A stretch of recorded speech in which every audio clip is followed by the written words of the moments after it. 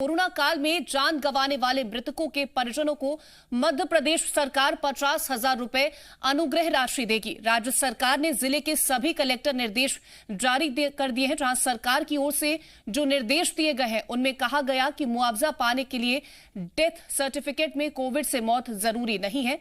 दस्तावेज प्रमाणित करने के अधिकार कलेक्टर की अध्यक्षता वाली कमेटी को दिए गए हैं। ये कमेटी 30 दिन में निर्णय लेगी। 31 दिसंबर तक नियम लागू रहेगा। मृतक के परिजनों को मुआवजे के लिए डेथ सर्टिफिकेट पेश करना होगा। राज्य सरकार ये पैसे स्टेट डिजास्टर रिस्पांस फंड यानी एसडीआरएफ से देगी। अगर आपके डेथ सर्टिफिकेट में नहीं है तो जिला स्तर पर गठित जिला स्तरीय कोरोना संक्रमण कमेटी से मृत्यु प्रमाणित प्राप्त करने के लिए आवेदन कर सकेंगे।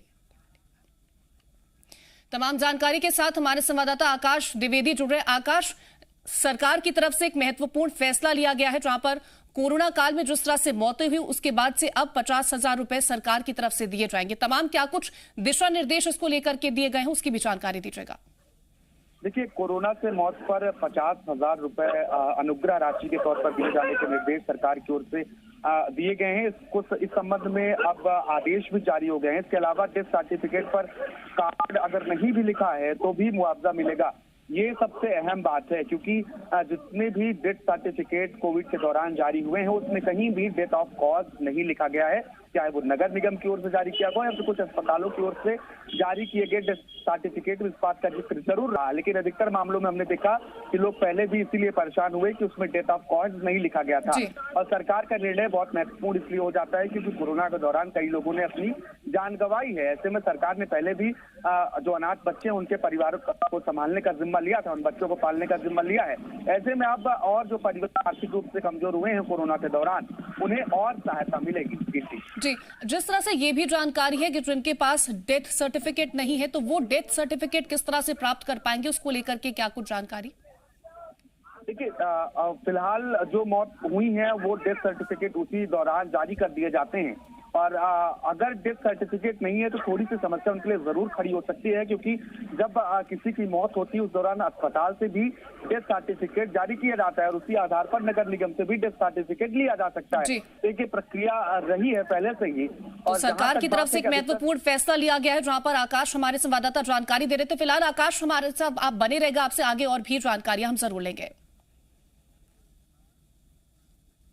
वहीं मध्य प्रदेश में जल्द ही पूरी क्षमता के साथ स्कूल खोले जाएंगे। स्कूल शिक्षा मंत्री इंदर सिंह परमार ने इसकी जानकारी दी है, जहां मंत्री ने कहा कि पूरी क्षमता के साथ स्कूल खोले जाने संबंधी प्रस्ताव मुख्यमंत्री शिवराज सिंह चौहान के पास भेजा जा चुका है। साथ ही उन्होंने कक्षा 1 से लेकर 5वीं क्लास तक के पेरेंट्स से भी बच्चों को स्कूल भेजने की अपील की है। उन्होंने कहा कि अब हालात ठीक हैं, इसलिए पूरी क्षमता के साथ स्कूल खुलेंगे।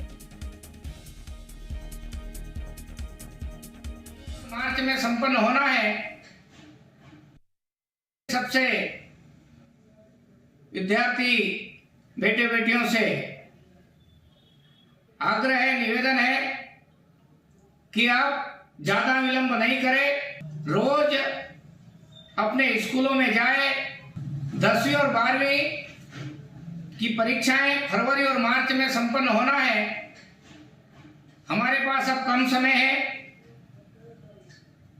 हम कम समय को देखते हुए परीक्षा की पद्धति में भी काफी परिवर्तन किया है। सबसे तो पूरी क्षमता के साथ स्कूल खोलेंगे, जहां पर मंत्री की तरफ से इस बात की जानकारी दी गई कि सरकार के पास प्रस्ताव भी भेज दिया गया है। तो पहली से लेकर के 5वीं तक के क्लास के बच्चों के पेरेंट्स से भी ये अपील की गई है कि वो अपने बच्चों को स्कूल भेजें। जिस तरह से कोरोना के मामले अब कम हो गए हैं, उसको ध्यान में रखते हुए, जिस तरह से बच्चों की पढ़ाई प्रभावित हुई उसको भी ध्यान में रखते हुए अब स्कूलों को दोबारा से खोलने के निर्देश दिए जाएंगे। जहां पर बात अगर करें प्रस्ताव को लेकर के तो वो मुख्यमंत्री को भेजा जा चुका है। जल्द ही दिशा निर्देश जो है वो उसको लेकर के भी सामने आ जाएंगे, क्योंकि स्कूल शिक्षा मंत्री इंदर सिंह परमार की तरफ से इस बात की जानकारी दी गई। आकाश हमारे संवाददाता लगातार हमारे साथ बने हुए हैं। आकाश, बेहद महत्वपूर्ण हो जाता है क्योंकि पढ़ाई जिस तरह से बहुत प्रभावित हुई उसके बाद अब स्कूलों को खोलने का प्रस्ताव जो है वो मंत्री की तरफ से भेज दिया गया है, जहां पर अब जल्द ही दिशा निर्देश भी जारी कर दिए जाएंगे। देखिए बिल्कुल कीर्ति, कोरोना को लेकर सरकार ने जो सारे प्रतिबंध थे उसे हटा दिए हैं। ऐसे में अब स्कूल कॉलेज जो हैं वो पूरी क्षमता के साथ खुल सकेंगे।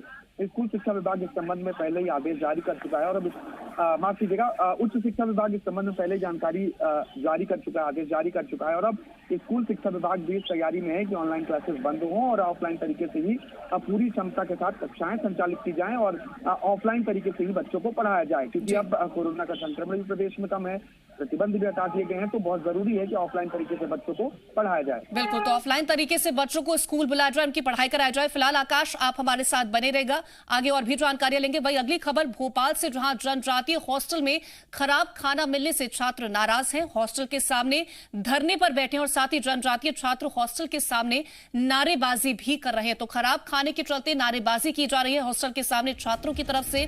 जनजातीय हॉस्टल में खराब खाना मिलने से छात्रों में नाराजगी देखने को मिली, जिसके बाद हॉस्टल के सामने धरने पर बैठे हैं छात्र और साथ ही नारेबाजी भी छात्रों की तरफ से की जा रही है। तो आप तस्वीरें देखिए, खराब खाने के चलते ये प्रदर्शन छात्रों की तरफ से किया जा रहा है, जहां पर छात्र हॉस्टल के गेट के बाहर बैठे हुए हैं, थालियां उनके सामने रखी हैं। आप देखिए कि आज कि किस तरह से उनकी तरफ से प्रदर्शन किया जा रहा है। हमारे संवाददाता आकाश लगातार हमारे साथ बने हुए हैं। आकाश, प्रदर्शन की तस्वीरें हम दर्शकों तक पहुंचा रहे हैं, जहां पर खराब खाना कहा जा रहा है छात्रों की तरफ से और उसके साथ ही नारेबाजी भी कर रहे हैं।